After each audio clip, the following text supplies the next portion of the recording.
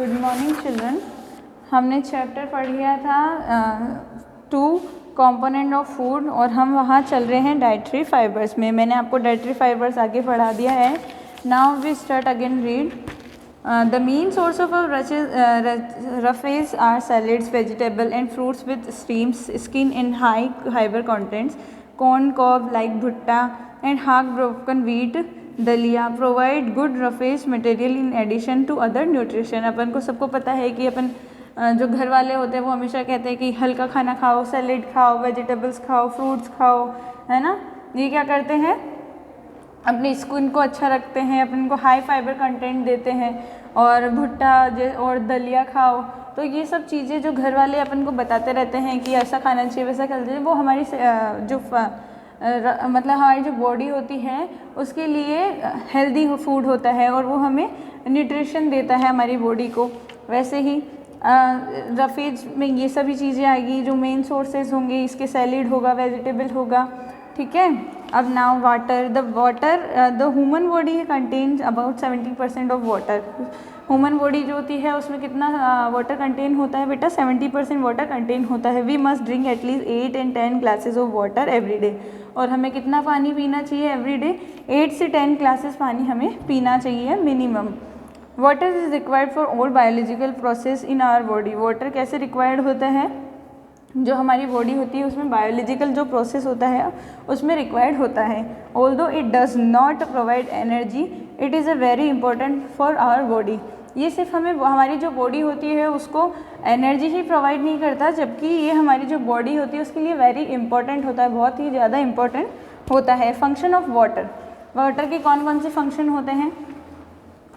It helps to regulate body temperature. ये body temperature को regulate करता है.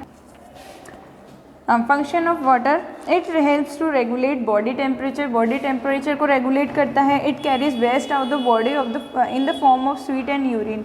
ये क्या करता है, हमारे जो वेस्ट होता है उनको यूरिन और स्वीट में, स्वेट मीन्स पसीना और यूरिन में बाहर निकाल देता है. It helps in digestion by dissolving nutrition which can then be observe और डाइजेस्टेड बाय द बॉडी.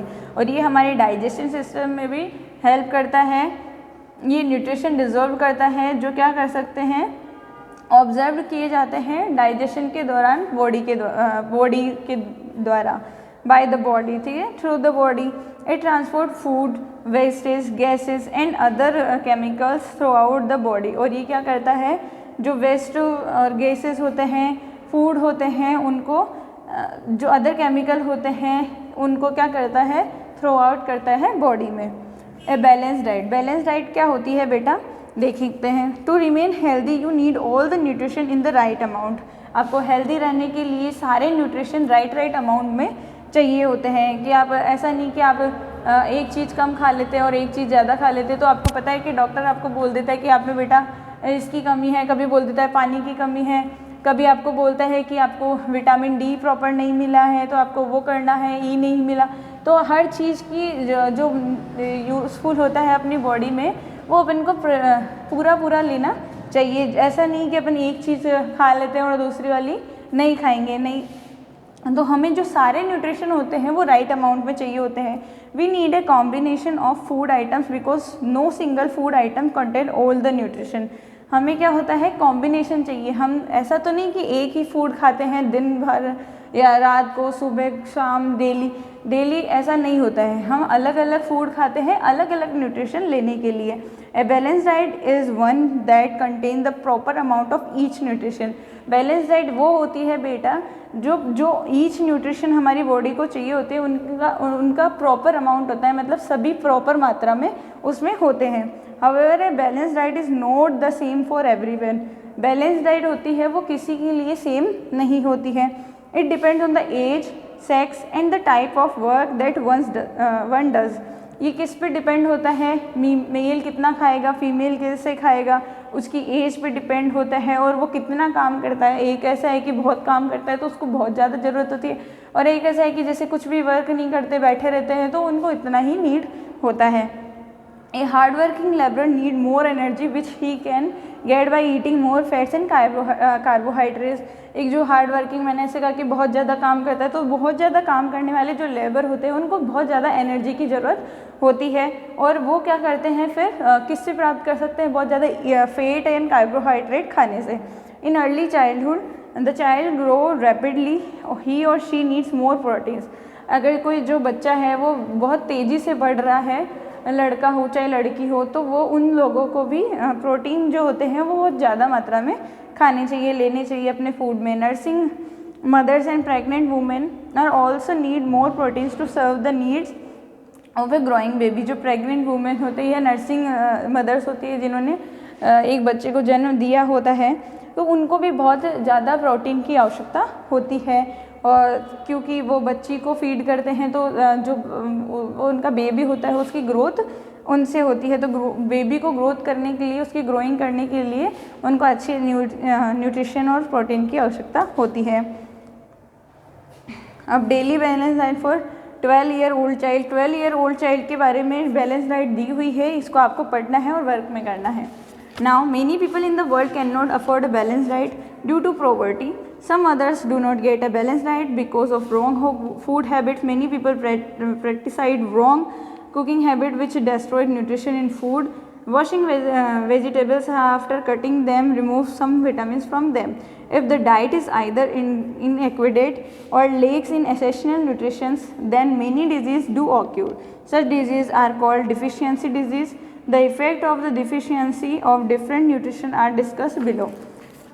कुछ लोग होते हैं बेटा कि उनके पास पैसों की इतनी कमी होती है, या तो वो प्रॉपर मात्रा में खाना नहीं दे पाते हैं, बैलेंस डाइट उनको नहीं मिल पाती है. कुछ ऐसे होते हैं जो खाने में बहुत ज़्यादा नाटक करते हैं ना, जैसे कि कुछ बच्चे होते हैं कि मेरे को ये नहीं खाना वो नहीं खाना, तो वो खाना गलत खाते हैं, उस वजह से उनको बैलेंस डाइट प्रॉपर नहीं मिल पाती है. कुछ लोग होते हैं जो खाना सही तरीके से नहीं बना पाते, उस वजह से भी उसमें न्यूट्रिशन जो होते हैं वो लेस हो जाते हैं. और कभी कभी ऐसा होता है कि अपन वेजिटेबल को काट लिया अपन ने, और काटने के बाद में अगर अपन धोते हैं तो उसमें से कुछ विटामिन लूज़ हो जाते हैं. इन सब चीज़ों की वजह से अगर आपकी जो डाइट है उसमें जो न्यूट्रिशन होते हैं वो लैक हो जाते हैं, मतलब कम हो जाते हैं, लेस हो जाते हैं, तो उसकी वजह से आपकी जो बॉडी होती है उसको बहुत सारे डिसीज़ हो सकते हैं. और कुछ डिसीज़ होते हैं जैसे डिफिशियंसी डिजीज़, किसी चीज़ की कमी से होने वाले रोगों को क्या बोलते हैं बेटा? ये जैसे न्यूट्रिशन की कमी से होता है तो डिफिशियंसी डिजीज़ बोलते हैं इनको. The effect of the deficiency of different nutrition are discuss below. और अलग अलग जो न्यूट्रिशन होते हैं उनकी कमी से अलग अलग रोग होते हैं, वो आपको नीचे दिखाया गया है. Deficiency of carbohydrate. कार्बोहाइड्रेट की कमी से क्या होगा? Carbohydrate are the chief sources of energy for the body. The energy is used by the body for performing its various functions. People with carbohydrate deficiency in their diet are weak and do not have enough stamina to increase in weight, which is called obesity. Too much carbohydrate in diet also leads to ill health. Eating too much carbohydrate leads to increase in weight, which is called obesity, as the most of the extra carbohydrate are converted and stored as the fats in the body. Our weight people are not very active and then often suffer from disease such as that of heart attack. By eating carbohydrates in appropriate quantity, both weakness and obesity can prevented.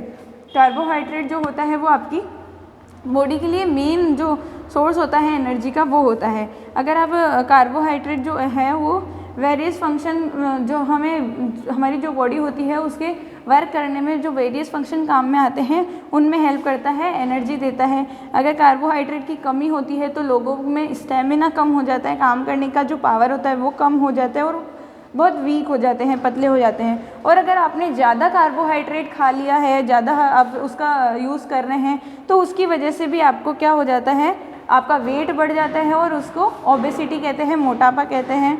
और carbohydrate क्या होता है कि जो हमारी body में fat store करता है, जिससे कि हमारा वेट ज़्यादा हो जाता है और हम एक्टिव नहीं रह पाते. और काफ़ी लोग जो होते हैं वो एक्टिव नहीं होते हैं, वेट उनका ज़्यादा हो जाता है तो उनको हार्ट अटैक सुना है आपने, काफ़ी लोगों को होता है, वैसी डिजीज़ हो जाती है. और अगर कार्बोहाइड्रेट का यूज़ सही मात्रा में, सही क्वांटिटी में किया जाए तो वीकनेस भी नहीं होती है और ओबेसिटी भी ज़्यादा नहीं बढ़ती है। अब आगे है प्रोटीन एनर्जी, मेल न्यूट्रिशन, ये आपको कल पढ़ाएंगे। अभी के लिए इतना ही, थैंक यू।